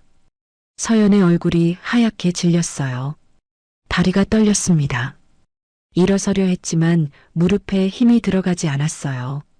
숨이 제대로 쉬어지지 않았습니다. 펜트하우스 집무실에 비상 연락이 왔어요. 지원은 서류를 내던지다시피 하고 엘리베이터로 달려갔습니다. 엘리베이터 안에서 숫자가 내려가는 것을 바라봤어요. 서연이라는 말만 들었습니다. 로비라는 말만 들었어요. 그 2 단어가 지원의 가슴을 짓눌렀습니다. 숫자가 느리게 내려갔어요. 로비에 내려선 지원의 눈에 먼저 들어온 것은 바닥이었습니다. 붉은 레커로 가득한 대리석 바닥이었어요. 서연의 이름이 크게 쓰여 있었습니다. 그 이름 위에 서연이 무릎을 꿇고 있었어요. 지원이 그토록 지키고 싶었던 딸이었습니다. 수많은 사람들 앞에서 바닥에 무릎을 꿇고 있었어요. 지원의 심장이 쿵 내려앉았습니다. 지원은 서연에게로 달려갔어요. 무릎을 꿇고 서연의 얼굴을 2 손으로 감쌌습니다. 서연의 눈에 눈물이 가득했어요. 온몸이 떨리고 있었습니다. 엄마. 서연이 그 한마디를 겨우 뱉었어요. 목소리가 갈라져 있었습니다. 지원은 서연을 일으켜 세웠어요. 서연의 등을 2 팔로 감싸 안았습니다. 그때 로비 한쪽에서 발소리가 들려왔어요. 말순과 영이었습니다. 짝퉁 명품 재킷을 입은 두 사람이 군중 사이를 헤치며 앞으로 나왔어요. 영희가 종이 한 장을 높이 들어 흔들었습니다. 지원 씨, 여기 차용증이에요. 서연이가 직접 보증 선 거야. 법적으로 아무 문제 없어. 어서 50억 갚아요. 말순이 옆에서 거들었어요. 딸이 보증선 빚은 엄마가 갚아야지. 뭘 그렇게 봐. 어서 내놔. 사채업자 발밑에서 친손녀가 덜덜 떨며 울고 있었지만 두 사람은 서연에게 눈길 한 번 주지 않았습니다. 오직 지원의 돈을 뜯어낼 생각에 입꼬리가 비열하게 올라가 있었어요. 지원은 두 사람을 바라봤습니다. 5년 전 빗속에서 문을 걸어 잠그던 사람들이었어요. 지원의 피땀으로 사치를 부리다 말아먹은 사람들이었습니다. 그 사람들이 지금 서연의 이름이 적힌 차용증을 흔들고 있었어요. 서연의 등을 감싼 손에 힘이 들어갔습니다. 마전무가 한 걸음 앞으로 나왔어요. 지원의 턱 밑까지 다가왔습니다. 키가 지원보다 머리 하나는 더 컸어요. 금목걸이가 형광등 빛을 받아 번쩍였습니다. 오늘 안으로 50억 안 들어오면 이 아이 직장이고 신용이고 다 끝내버려. 여기서 찍힌 사진 다 퍼지면 이 아이 어디서 얼굴 들고 다니겠어. 내가 못할 것 같아요? 로비가 조용해졌습니다. 수십 명이 숨을 죽이고 바라봤어요. 서연의 어깨가 손바닥 위에서 가늘게 떨렸습니다. 지원의 눈이 마전무를 향했어요. 온몸이 뜨거웠습니다. 피가 거꾸로 솟는 것 같았어요. 그러나 지원은 목소리를 높이지 않았습니다. 딸이 등 뒤에 있었어요. 딸이 보고 있었습니다. 이 자리에서 무너지면 안 됐어요. 지원은 마전무를 똑바로 바라봤습니다. 목소리를 낮췄어요. 낮을수록 또렷했습니다. 50억? 내 딸 몸에 손을 댄 목숨값 치고는 너무 싼데. 마전무가 피식 웃으려다 멈칫했어요. 지원이 한 발 앞으로 나섰습니다. 두 눈이 흔들리지 않았어요. 내 딸에게서 손 떼세요. 지금 당장. 안 그러면 당신들 오늘 살아서 이 로비 못 나갑니다. 마전무의 눈이 잠깐 흔들렸습니다. 그의 오만한 얼굴을 바라보며 지원은 등 뒤로 맞잡은 손에 천천히 힘을 주었습니다. 경찰서 강력반의 그물이 이 로비를 덮칠 시간은 이미 초읽기에 들어가 있었어요. 로비 안에 폭풍전야 같은 긴 침묵이 흘렀어요. 다음 날 새벽이었습니다. 집무실 아니었어요. 지원은 책상 위에 서류들을 펼쳐놓고 앉아 있었습니다. 밤새 잠을 자지 않은 것이었어요. 어젯밤 서연을 방에 들여보내고 나서 지원은 곧바로 전화기를 들었습니다. 로펌 대표 변호사였어요. 그리고 지능범죄수사대 담당 형사였습니다. 테이블 위에는 두 종류의 서류가 나란히 펼쳐져 있었어요. 한쪽은 대형 로펌 변호인단이 수일에 걸쳐 정리한 자료였습니다. 마전무 조직의 불법 장부 사본과 차명, 계좌 내역이었어요. 피해자만 수십 명이었습니다.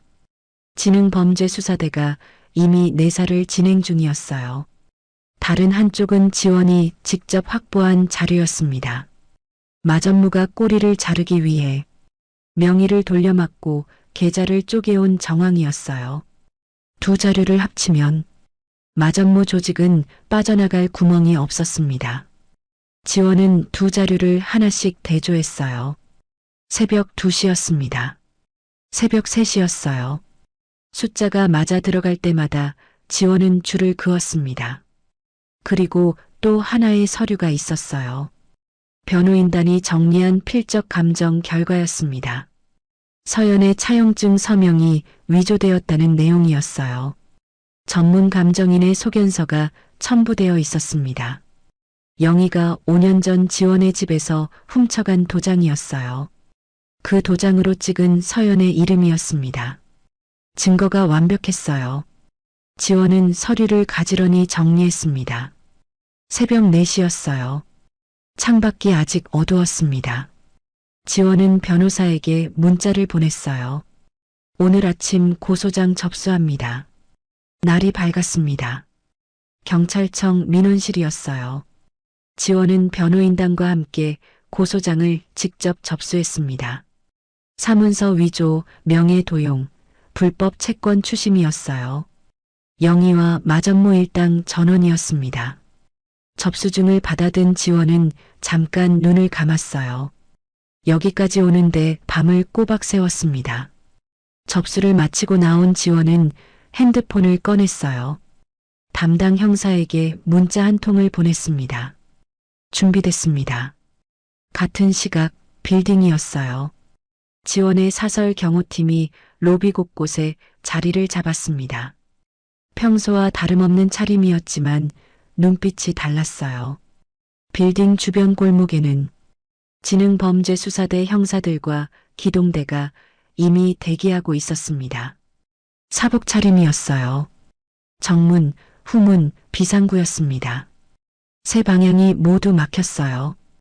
입주민들은 아무것도 몰랐습니다.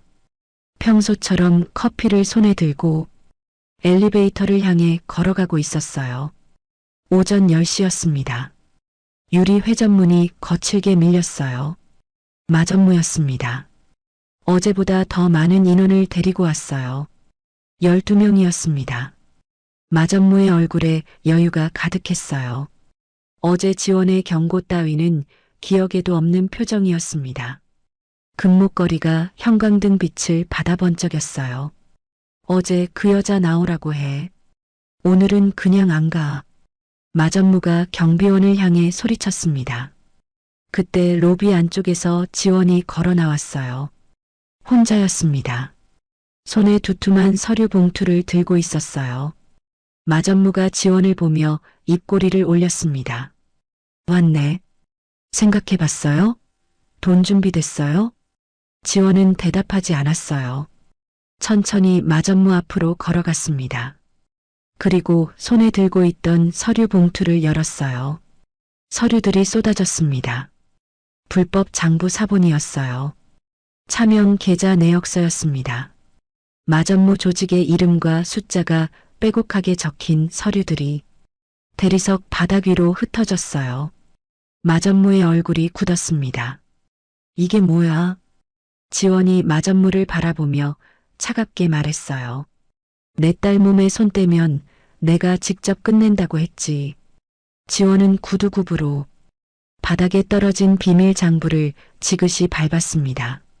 차명 계좌 12개, 꼬리 자른 페이퍼 컴퍼니 3개. 당신들 윗선까지 다 넘겼어. 평생 그 안에서 썩게 해줄게. 마전무의 눈이 흔들렸습니다. 서류 한 장을 발로 밀어보았어요. 자신의 이름이 적혀 있었습니다. 뒤에 있던 부하들이 서로 눈빛을 교환했어요. 분위기가 달라졌습니다. 그때였어요. 빌딩 사방에서 동시에 움직임이 일었습니다. 정문 유리문이 열렸어요. 후문 비상구가 열렸습니다. 사복 형사들이 안으로 들어왔어요. 기동대가 로비 퇴로를 막았습니다. 지원의 사설 경호팀이 마전무 일당 사이사이로 파고들었어요. 순식간이었습니다. 마전무 일당이 미처 반응하기도 전에 포위망이 완성되었어요. 마전무가 뒤를 돌아봤습니다. 앞도 막혔고 뒤도 막혔어요. 양옆도 막혀 있었습니다.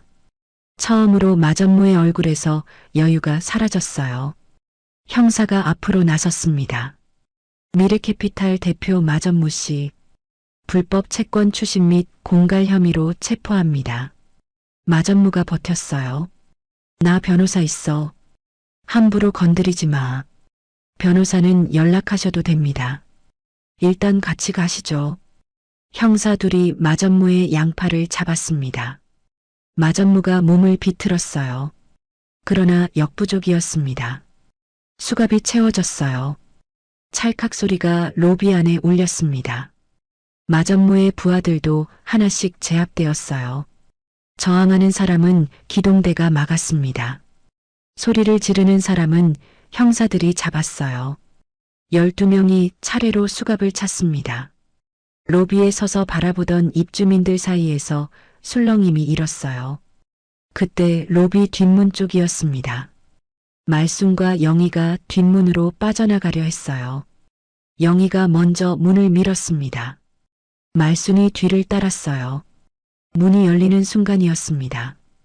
대기하고 있던 강력계 형사 둘이 정면에 서 있었어요. 어디 가세요?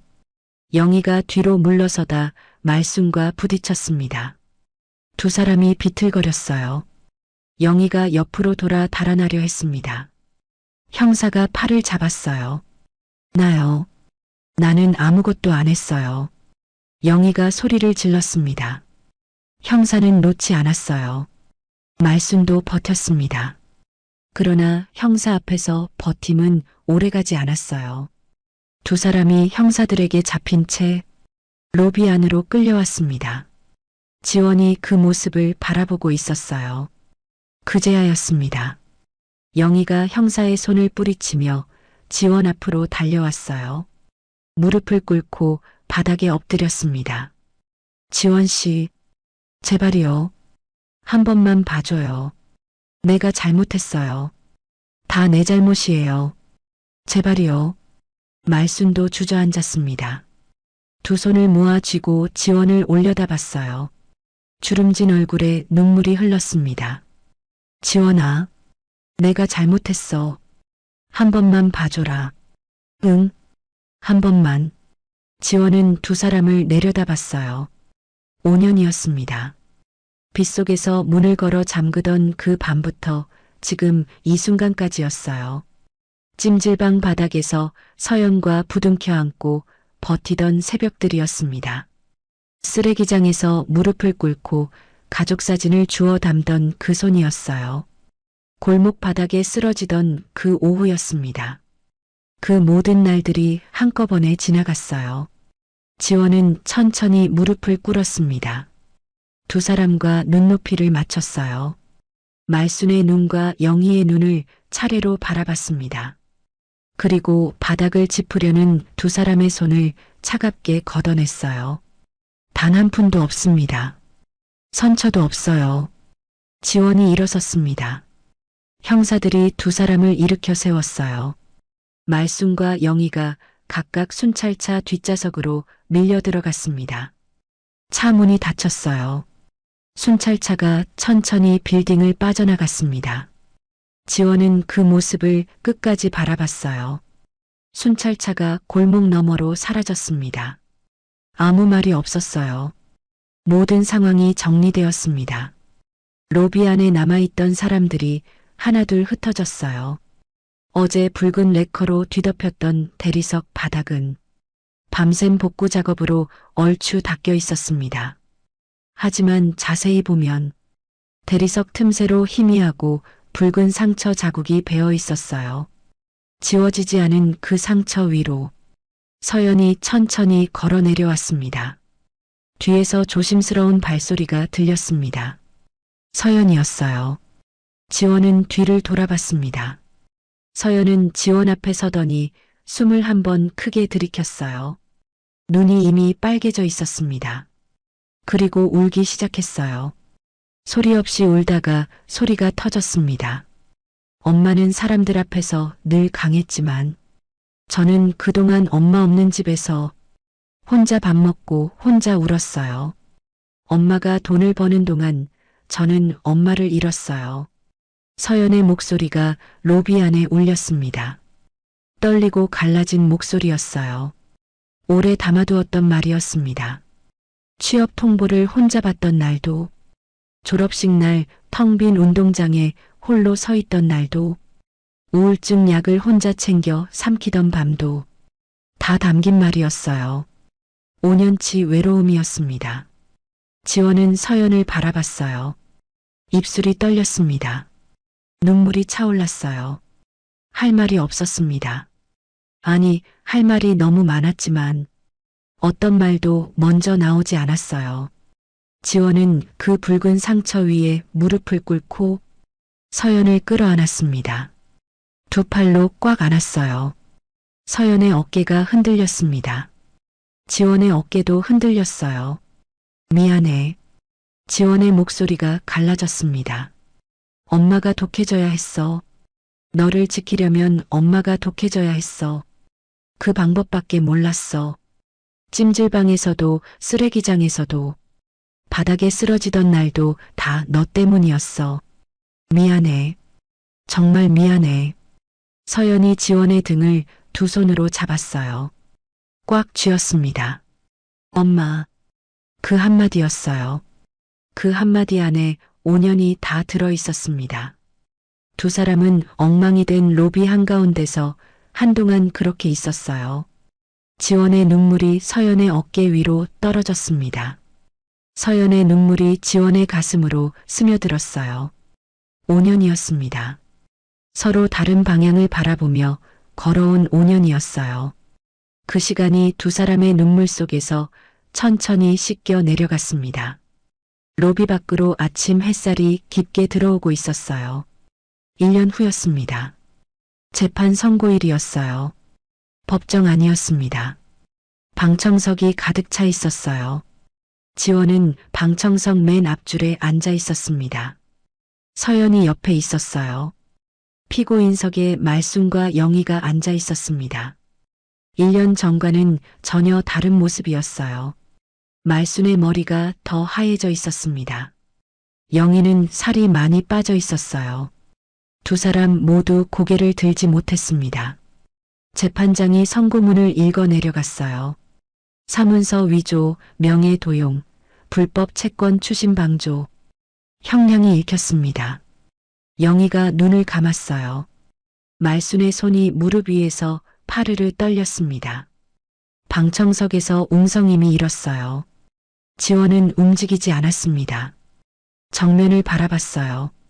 선고가 끝났습니다. 법정 안이 술렁였어요. 교도관들이 피고인석으로 다가갔습니다. 말순이 그때서야 고개를 들었어요. 눈물이 흘렀습니다. 주름진 얼굴 위로 눈물이 줄줄 흘러내렸어요. 평생 며느리를 종처럼 부리고 돈을 빼앗고 빗속에 내쫓았던 사람이었습니다.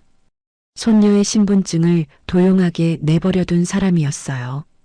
그 탐욕의 끝이 법정 피고인석이었습니다. 영희는 소리 없이 울었어요. 어깨가 흔들렸습니다. 다단계 사기로 재기를 노리던 영희였어요.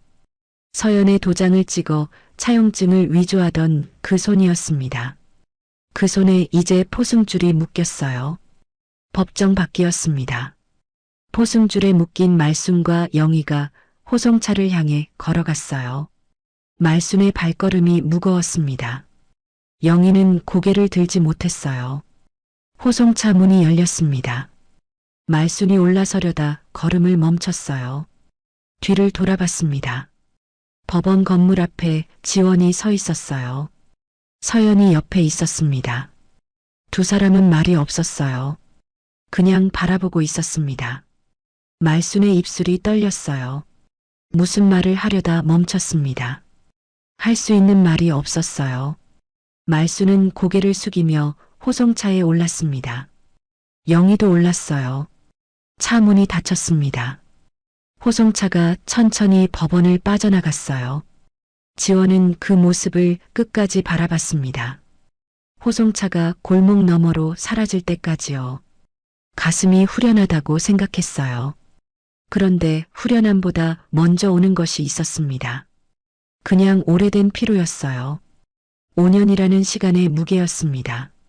지원은 천천히 숨을 내쉬었어요. 서연이 지원의 팔을 잡았습니다. 지원은 고개를 돌려 서연을 바라봤어요. 두 사람은 말없이 법원 계단을 내려갔습니다. 다시 50층 빌딩 지하 3층이었습니다. 말순과 영희가 짐을 풀던 그 공간이었어요. 붉은 레커가 로비 바닥을 뒤덮었던 기억이 서린 건물이었습니다. 지원은 리모델링 설계 도면을 펼쳐놓고 공사 감독과 마주 앉았어요. 지하 3층 전체를 허물고 새로 짓는 것이었습니다. 벽을 밝게 트고 채광을 넣었어요. 작은 사무실들을 여러 개 만들었습니다. 청년 창업가들을 위한 무상 지원 센터였어요. 임대료 없이 쓸 수 있는 공간이었습니다. 공사가 끝난 날 지원은 혼자 지하 3층에 내려갔어요. 새 페인트 냄새가 났습니다. 밝고 깨끗한 공간이었어요. 지원은 한가운데 서서 천천히 둘러봤습니다. 악연이 서린 자리였어요. 이제 전혀 다른 자리가 되었습니다. 누군가의 첫 시작을 품는 자리가 되었어요. 서연은 그 무렵 회사에서 조용히 성과를 쌓고 있었습니다. 처음 계약직으로 입사할 때와는 달랐어요. 아무도 서연이 누구의 딸인지 몰랐습니다. 사원증에는 그냥 강서연이었어요. 서연은 그 이름으로 버텼습니다. 야근을 하고 주말에도 나왔어요. 모르는 것은 물어보고 아는 것은 나눠줬습니다. 어느 날 점심시간이었어요. 동료 하나가 핸드폰을 들여다보다 고개를 들었습니다. 강지원 건물주 아세요? 저 요즘 뉴스에서 자꾸 보이던데. 진짜 대단하신 분 같아요. 서연은 젓가락을 들다 멈췄어요. 그리고 조용히 웃었습니다. 그러게요. 동료는 다시 핸드폰을 들여다봤어요. 서연은 밥을 떴습니다. 아무도 몰랐어요. 팀장 발령이 났어요. 서연은 발령 통보를 받고 자리에서 일어났습니다. 회사 앞 편의점에서 캔커피 하나를 샀어요. 건물 앞 계단에 혼자 앉아 마셨습니다. 하늘이 파랗고 맑은 날이었어요. 누구의 도움도 받지 않고 만들어낸 첫 번째 결과였습니다. 서연은 캔커피를 두 손으로 감쌌어요. 눈이 조금 뜨거워졌습니다. 그날 저녁 서연은 지원에게 전화를 걸었어요. 엄마, 나 팀장 됐어요. 지원은 전화기를 쥔 손에 힘을 주었습니다. 뭔가 더 말하려다 멈췄어요. 그래, 잘했다. 짧은 대답이었습니다. 하지만 목소리가 떨렸어요. 서연도 알아들었습니다. 화창한 주말 오후였어요. 지원과 서연이 나란히 걷고 있었습니다. 특별한 목적지가 있는 건 아니었어요. 그냥 걷고 싶었습니다. 두 사람이 아무 할 일 없이 나란히 걷는 것이 오랜만이었어요. 골목을 돌아서다 지원의 발걸음이 멈췄습니다. 서연도 멈췄어요. 서울 외곽 조용한 주택가였습니다. 낡은 2층 빌라였어요. 담장도 그대로였고 빌라 입구문도 그대로였습니다. 5년 전 그 밤이었어요. 폭우 속에서 맨발로 서 있던 자리였습니다. 서연의 손을 잡고 덜덜 떨며 번호 자판을 눌러보던 그 밤이었어요. 지원은 빌라 입구를 바라봤습니다. 그날 밤 빗속에서 문이 열리지 않던 그 무게가 아직도 손에 남아있는 것 같았어요. 그 문이 열리지 않았기에 지원은 다른 문을 찾아야 했습니다. 그 문이 열리지 않았기에 지금 이 자리가 있었어요. 서연도 빌라 입구를 바라봤습니다. 그날 밤 엄마 손을 잡고 비를 맞던 자신이 떠올랐어요. 20살이었습니다. 세상이 어떻게 무너지는지 알기에는 너무 어린 나이였어요. 엄마가 그 밤 얼마나 무너지고 싶었을지 그때는 몰랐습니다. 지금은 알았어요. 서연이 지원의 손을 잡았습니다. 지원이 서연의 손을 맞잡았어요. 두 사람은 그렇게 잠깐 서 있었습니다. 빌라 입구를 바라보며 아무 말도 하지 않았어요. 말이 필요 없었습니다. 두 사람은 다시 걸었어요. 며칠 후였습니다. 김 회장의 자택이었어요. 지원이 이른 아침부터 부엌에서 움직이고 있었습니다. 자축이었어요. 잣을 직접 갈고 쌀을 충분히 불려 천천히 끓였습니다. 서두르면 안 되는 음식이었어요. 지원은 냄비 앞에 앉아 불을 낮추고 천천히 저었습니다. 이죽 한 그릇을 끓이기 위해 지원이 얼마나 먼 길을 걸어왔는지 생각하면 손이 자꾸 느려졌어요. 김 회장이 식탁에 앉아 죽 그릇을 받았습니다. 한 숟갈 떴어요. 천천히 삼켰습니다. 깊은 주름 사이로 웃음이 번졌어요. 잘 됐네요. 지원은 김 회장 맞은편에 앉아 그 웃음을 바라봤습니다. 3년 전 병원 앞 벤치에서 낡은 수첩을 건네봤던 날이 떠올랐어요. 허름한 점퍼를 입고 낡은 운동화를 신고 있던 노인이었습니다. 그 노인이 건넨 수첩 한 권이 지원의 인생을 바꿨어요. 회장님 덕분이에요. 당신이 한 거요. 나는 문만 열어줬소. 두 사람은 마주보며 웃었습니다. 창밖으로 햇살이 따뜻하게 들어왔어요. 50층 빌딩 펜트하우스였습니다. 서연의 26번째 생일이었어요. 가까운 사람들만 모인 조용한 자리였습니다. 케이크 앞에 서연이 앉아 있었어요. 지원이 선물 하나를 내밀었습니다. 작고 낡은 것이었어요. 표지가 너덜너덜했습니다. 서연이 받아들었어요. 일기장이었습니다. 어디서 본 것 같았어요. 표지를 넘겼습니다. 자신의 글씨였어요. 15살 때 쓴 일기였습니다. 서연은 첫 장을 읽었어요. 우리 엄마가 세상에서 제일 행복하게 해주세요. 서연의 눈시울이 붉어졌습니다. 이 일기장이 어디 있었는지 서연은 알지 못했어요. 지원은 말하지 않았습니다. 5년 전 쓰레기 분리수거장에서 무릎을 꿇고 주워 담던 그 밤을 서연은 몰랐어요. 빗속에서 한 장 한 장 펼쳐 확인하던 그 손을 서연은 몰랐습니다. 서연은 일기장을 가슴에 안았어요. 그리고 지원을 끌어안았습니다. 낳아주셔서 감사해요. 엄마. 지원은 서연의 등을 감쌌어요. 눈을 감았습니다. 이 한마디면 충분했어요. 5년이 충분했습니다. 며칠 후였어요. 지원의 집무실이었습니다. 책상 위에 편지 봉투 하나가 놓여 있었어요. 삐뚤빼뚤한 글씨였습니다. 발신인을 확인한 지원의 손이 멈췄어요. 말순이었습니다. 교도소 소인이 찍혀 있었어요. 지원은 봉투를 손에 들었습니다.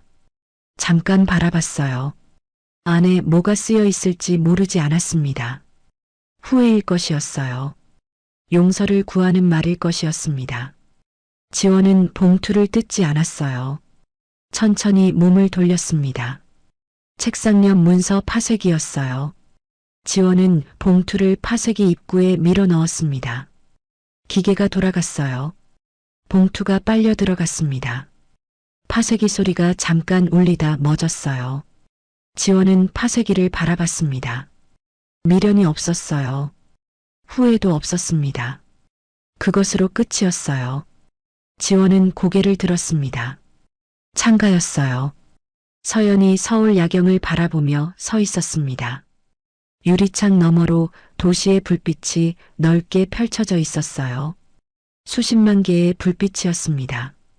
지원은 천천히 서연 곁으로 걸어갔어요. 서연이 고개를 돌렸습니다. 두 사람은 말없이 나란히 섰어요. 지원이 손을 내밀었습니다. 서연이 그 손을 잡았어요. 창밖으로 도시의 불빛이 조용히 번지고 있었습니다. 수많은 시련 끝에 되찾은 밤이었어요. 두 사람의 손이 맞잡힌 채 그 빛 속에 오래 머물렀습니다. 눈부셨어요. 강지원의 이야기 어떠셨나요? 빗속에서 맨발로 서 있던 한 여자가 있었습니다. 아무것도 없었어요. 돈도 집도 기댈 곳도 없었습니다. 그런데 단 하나 딸이 있었어요. 그 한 가지가 지원을 일으켜 세웠습니다. 넘어지고 또 넘어지면서도 결국 일어섰어요. 살다 보면 문이 닫힐 때가 있습니다. 아무리 두드려도 열리지 않는 문이 있어요. 그 문 앞에서 주저앉고 싶을 때가 있습니다. 하지만 지원이 그랬듯 닫힌 문이 끝이 아닐 수 있어요. 다른 문이 어딘가에 있을 수 있습니다. 오늘 이 이야기가 여러분께 작은 위로가 되었으면 합니다. 혹시 여러분의 삶에도 열리지 않아 아팠던 문이 있었나요? 그 닫힌 문 앞을 어떻게 걸어 나오셨는지 여러분의 귀한 이야기도 댓글로 들려주세요. 다음에 또 좋은 이야기로 찾아오겠습니다. 오늘도 편안한 밤 되세요. 감사합니다.